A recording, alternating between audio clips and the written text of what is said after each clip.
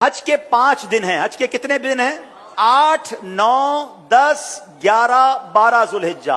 8 जुल्हिज्जा को हाजी ने जाना होता है मिना, और वहां हमने 5 नमाजें पढ़नी है। 5 नमाजें पढ़ना वहां सुन्नत है, जोहर, असर, मगरिब, इशा और 9 की फजर। ठीक है, this is the most crucial and most important day of हज। हज का सबसे अहम दिन जो है वो 9 जुल्हिज्जा है। यानी अगर कोई आपसे सवाल करे हज किस दिन होता है, तो हज 9 जुल्हिज्जा को होता है, क्योंकि उस दिन यौमे अरफा है। ये हज का रुकने आजम है, सबसे मेन दिन है जो हज का, वो 9 जुल्हिज्जा है। यानी कोई अरफात नहीं गया तो उसका हज ही नहीं होगा ना। तो हज का जो मेन दिन है वो अरफात का दिन है। पूरा दिन अरफात में गुजारना है। जब गुरूब आफ्ताब का यकीन हो जाए कि जनाब मगरिब का वक्त हो गया, गुरूब आफ्ताब हो गया, अब सारे हाजी आएंगे मुजदलिफा।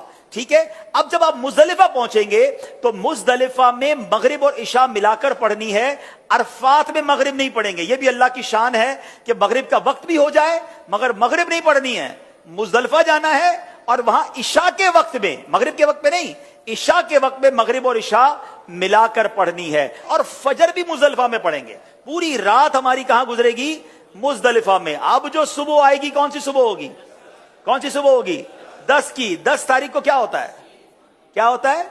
हाँ, सारी दुनिया बकरा ईद मनाती है, मगर खुदा की कसम जो आज ही ईद मनाता है ना, मैला कुचैला है, बाल बिखरे हुए हैं, मतलब नींद भी नहीं हुई है, मगर खुदा की कसम वो जो ईद का मजा है, वो जो थकन का मजा है, वो जो सुरूर है, वो दुनिया की किसी और चीज में नहीं है। अल्लाह हमें हर साल ऐसी ईद नसीब फरमाए। अब रात को कंकरियां ढूंढ लेनी है। अब 10 जुल्हिज्जा को 3 काम करने, इसकी रूटीन याद कर लें। 10 जुल्हिज्जा का पहला काम होगा शैतान को कंकरी मारना। पहला काम क्या है? शैतान को, एक ही शैतान को मारना है, बड़े शैतान को। ठीक है, बड़े शैतान को 7 कंकरियां मारनी है। दूसरा काम, जैसे ही कंकरी मार लेंगे उसके बाद कुर्बानी करनी है। ठीक है, कंकरी मारकर आपने अपने मौल्लिम को, अपने ग्रुप वालों को, या जो भी लोग आपकी कुर्बानी का इंतजाम कर रहे हैं उनको बताना है कि मेरी कुर्बानी कर दें।